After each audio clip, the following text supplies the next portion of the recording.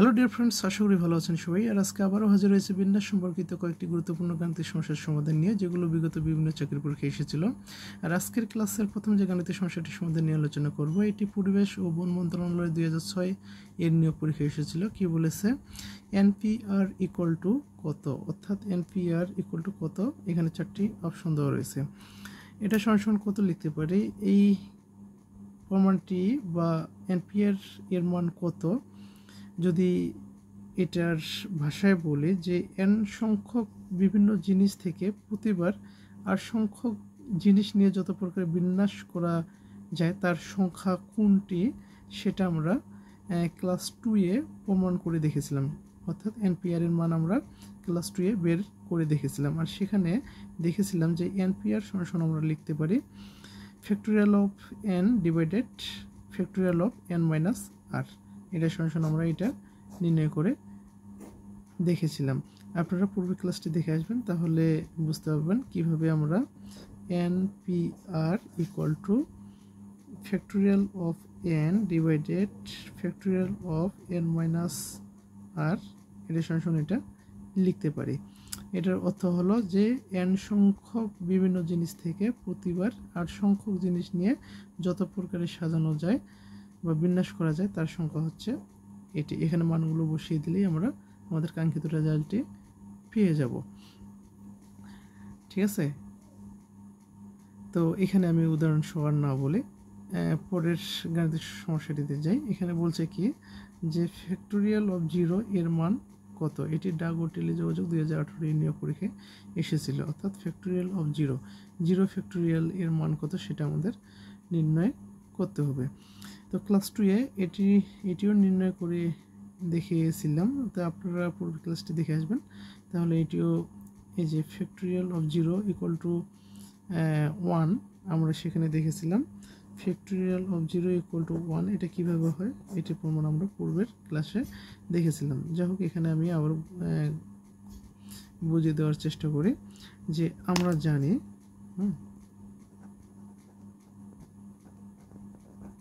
জানি যে N P R এটা সমান হচ্ছে কি factorial n divided factorial of n minus r. এটাকে আমরা এভাবে লিখতে পারি, তাই না? ফ্যাক্টোরিয়াল অফ এন আবার লিখতে পারি কি ফ্যাক্টোরিয়াল অফ এন মাইনাস আর, এভাবেও লিখতে পারি। এখন যদি এই যে এখানে আর, অর্থাৎ কি এন সংখ্যক বিভিন্ন জিনিস হতে প্রতিবার যদি আর সংখ্যক জিনিস নিয়ে যত প্রকারের বিন্যাস করা যায় সেটা হচ্ছে কি এটা, তাই না? এখন এই আর ইকুয়াল টু যদি এন হয়, হ্যাঁ, আর ইকুয়াল টু এন হলে আমরা কি লিখতে পারি এখান থেকে N P N equal to এখানে কি লিখা যায় এন ফ্যাক্টোরিয়াল আর নিচে কি লিখা যায় এন আর এর জায়গায় কি এন ফ্যাক্টোরিয়াল, তাই না? এটা আমরা লিখতে পারি। এখন এটা সমান কি লেখা যায় N factorial N minus N মানে কি 0 ফ্যাক্টোরিয়াল, তাই না? এখন এখানে দেখেন এন পি এন এটা সমান আমরা লিখতে পারি এন ফ্যাক্টোরিয়াল। এটার প্রমাণ কিন্তু আমরা পূর্বের ক্লাসে আমরা দেখেছিলাম যে কীভাবে N P N equal to N factorial লেখা যায়। এখানে আমি একটু সংক্ষেপে আপনাদের দেখে দেওয়ার চেষ্টা করি। এন পি আর এটা সমান আমরা কি লিখতে পারি n into n minus 1 n minus 2 n minus 3 dot dot dot n minus r plus 1। এটা আমরা জানি এন পি আর সমান এটা লিখতে পারি, পূর্বের ক্লাসে আমরা দেখেছিলাম। তো এখানে যদি আর ইকুয়াল টু এন হয় তাহলে এটা কি হয় এন পি এন, এখানে আমরা কি পাই n minus 1 n minus 2 n minus 3 dot dot dot, এই যে এখানে আর এর জায়গায় কি বসাবো আমরা এন বসাবো, ঠিক আছে? এটা তার মানে এখান থেকে পাচ্ছি N into n minus 1 n minus 2 n minus 3 dot dot dot N N কেটে যায়, এখানে হয় কি 1। তার মানে এর পূর্বে কত রয়েছে 2, এর পূর্বে কত রয়েছে 3, ঠিক আছে? Dot dot dot. এখন এখানে দেখেন তো এখানে হচ্ছে কি এখানে যেটা দেখতে পাচ্ছি সেটা কি যে 1 হতে n পর্যন্ত সকল ধনাত্মক পূর্ণ সংখ্যার গুণফল, এটা না, যে 1 থেকে n পর্যন্ত সকল ধনাত্মক পূর্ণ সংখ্যার গুণফল হচ্ছে কি এটা। আর এটা সমান আমরা কি লিখতে পারি, এটা সমান লিখতে পারি কি ফ্যাক্টোরিয়াল অফ n। কেননা আমরা কি জানি ফ্যাক্টোরিয়াল অফ n হচ্ছে যে 1 হতে n পর্যন্ত সকল ধনাত্মক পূর্ণ সংখ্যার যে গুণফল, 1 হতে n পর্যন্ত সকল ধনাত্মক পূর্ণ সংখ্যার গুণফলটা হচ্ছে কি ফ্যাক্টোরিয়াল n। আমরা এইভাবে, অর্থাৎ 1 থেকে n পর্যন্ত সকল ধনাত্মক পূর্ণ সংখ্যার গুণফলটা হচ্ছে কি ফ্যাক্টোরিয়াল n। তাহলে এখানে 1 থেকে n পর্যন্ত সকল ধনাত্মক পূর্ণ সংখ্যার গুণফল, এটা তো কি গুণ অবস্থায় আছে, ঠিক আছে, কোনো কিছু নেই মানে কি গুণ অবস্থায় রয়েছে। তাহলে এখান থেকে আমরা কি পাচ্ছি n p n সমান কি ফ্যাক্টোরিয়াল n। এরপর এই যে প্রমাণগুলো এগুলো পূর্বের ক্লাসে করেছিলাম, তো আপনারা দেখে আসবেন। তাহলে কি n p n সমান কি লিখতে পারি ফ্যাক্টোরিয়াল n, যখন এখান থেকে আমরা লিখতে পারি n p n equal to কি ফ্যাক্টোরিয়াল n। এখন আমরা যে কাজটি করবো সেটা হচ্ছে কি জাস্ট জায়গাটা চেঞ্জ করে নিই।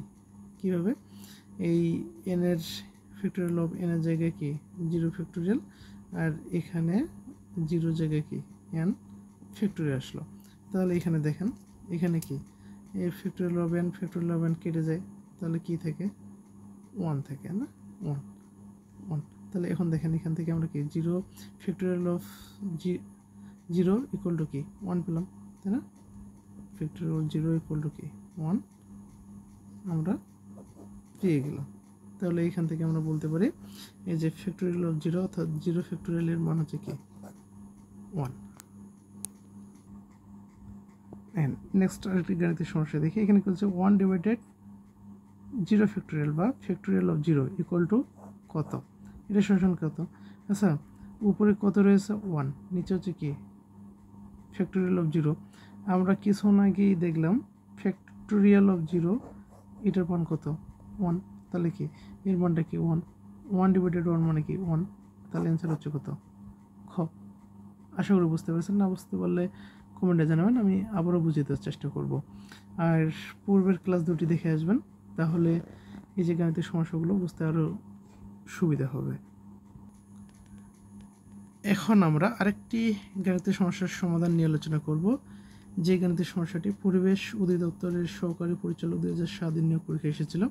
কি বলছে, factorial of r into npr equal to what, অর্থাৎ এটা সমান ডান দিকে আমরা কি লিখতে পারবো সেটা আমাদের বের করতে বলছে। এখানে 4টি অপশন দেওয়া রয়েছে। তো আমরা এখানে বলছে কি ফ্যাক্টোরিয়াল অফ r, আর এখানে রয়েছে কি npr, তাই না, ফ্যাক্টোরিয়াল অফ r আর npr সমান আমরা কি লিখতে পারি, আমরা কি লিখি জানি npr সমান হচ্ছে কি factorial n divided factorial of n minus r, এটা লিখতে পারি, তাই না, এটা লিখতে পারি, তাই না। আমরা পূর্বের ক্লাসে এটা প্রমাণ করেছিলাম, কিছুক্ষণ আগেও এটা নিয়ে আলোচনা করেছি। তাহলে npr সমান কি লিখতে পারি factorial of n divided factorial of n minus r। তাহলে এখানে দেখেন এই দুটো কি গুণ অবস্থায় রয়েছে, তাই না। তাহলে হচ্ছে কি factorial r into factorial n divided factorial of n minus r। এখানে দেখেন তো কোনটার সাথে মিলে যায়, দেখেন গো নম্বরের সাথে মিলে যায়, তাই না। তাহলে এটির অ্যান্সার হচ্ছে গো। নেক্সট আরেকটি গাণিতিক সমস্যার সমাধান নিয়ে আলোচনা করি। এখানে কি বলেছে যে npr equal to 14 into n minus 2 p3 হয়, তবে npr এর মান নির্ণয় করো। এটা কুমিল্লা বিশ্ববিদ্যালয়ের ভর্তি পরীক্ষা এসেছিল। এই ধরনের গাণিতিক সমস্যাগুলো খুবই গুরুত্বপূর্ণ, তাই এই ধরনের গাণিতিক সমস্যাগুলো সুন্দরভাবে বুঝতে হবে। যদি আপনারা সুন্দরভাবে বুঝতে পারেন তাহলে এই ধরনের গাণিতিক সমস্যাগুলোর সমাধান সহজেই করতে পারবেন। এগুলো শুধু বিশ্ববিদ্যালয়ের ভর্তি পরীক্ষা নয়, এগুলো চাকরির পরীক্ষাতেও এসে থাকে। তাই এই ধরনের গাণিতিক সমস্যার সমাধান করার সময় খুবই মনোযোগী হতে হবে। এবং আমি একটা কথা বলে রাখবো, আমি যে ক্লাসগুলো সিরিয়ালি আপলোড করে থাকি সেই ক্লাসগুলো সিরিয়ালি দেখে আসবেন, তাহলে এই ধরনের গাণিতিক সমস্যার সমাধান করতে আপনাদের আর কোনো সমস্যা হবে না। আমি একটা কথা বলে রাখি যে বিবি ম্যাথ একাডেমি সাধারণত তাদের কথা চিন্তা করে কাজ করে থাকে যারা ম্যাথে অপেক্ষাকৃত দুর্বল। এই জন্য বিবি ম্যাথ একাডেমি প্রথমে যে কাজটি করে সেটি হচ্ছে থিওরিগুলো আলোচনা করে পরবর্তীতে গাণিতিক সমস্যাগুলো সমাধান করিয়ে দেয়। আর যদি আপনারা এই ক্লাসগুলো যে কোনো ওদের ক্লাসগুলো বিবি ম্যাথ একাডেমি সিরিয়ালি আপলোড করে থাকি, এই জন্য আপনারা যদি সিরিয়ালি দেখে থাকেন তাহলে এই ধরনের গাণিতিক সমস্যাগুলো সমাধান করতে আর আপনাদের সমস্যা হবে না। তাই একটা কথা বলে রাখি যে বিবি ম্যাথ একাডেমির যে ক্লাসগুলো আপনারা সিরিয়ালি দেখতে থাকবেন। আপনারা বিবি ম্যাথ একাডেমি এফবিতে, ফেসবুকে বিবি ম্যাথ একাডেমি পেজ থেকে পেতে পারেন ভিডিওগুলো, এবং কি ইউটিউবে বিবি ম্যাথ একাডেমি সার্চ দিয়ে সেখানেও আপনি ভিডিওগুলো সিরিয়ালি পেতে পারেন। তো যা হোক, আজকের এই ভিডিওটি একটু বড় হয়ে যাচ্ছে, তাই আজকে আর এই গাণিতিক সমস্যাটি সমাধান করব না। নেক্সট ক্লাসে আমি এটি করে দেবো, অর্থাৎ নেক্সট ভিডিওটিতে আপনারা এই গাণিতিক সমস্যাটির সমাধান পেয়ে যাবেন, কেননা এই গাণিতিক সমস্যাটি একটু দীর্ঘায়িত হবে, একটু বড় হবে সমাধানটি, এবং কি এই সমাধানটির জন্য ভিডিওটি অনেক দীর্ঘায়িত হয়ে যাবে। তো আবার দেখা হবে নেক্সট ভিডিওতে। ততক্ষণে ভালো থাকবেন সবাই। ধন্যবাদ সবাইকে।